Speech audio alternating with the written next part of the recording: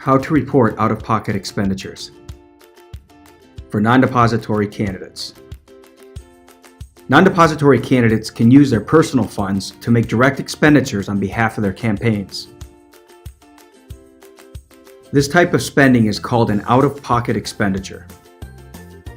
If a candidate is reimbursed for using his or her personal funds during the same reporting period that the expenditure is made, it's reported as a reimbursement, not an out-of-pocket expenditure.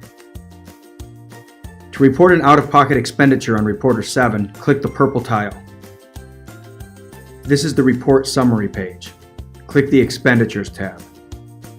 Select an expenditure type.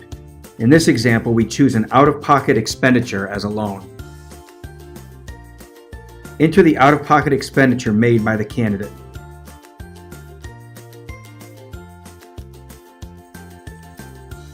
Click Save.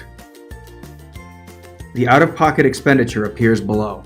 Because it was a loan, it appears in the liability schedule, money owed to the candidate from the campaign. Thank you for watching.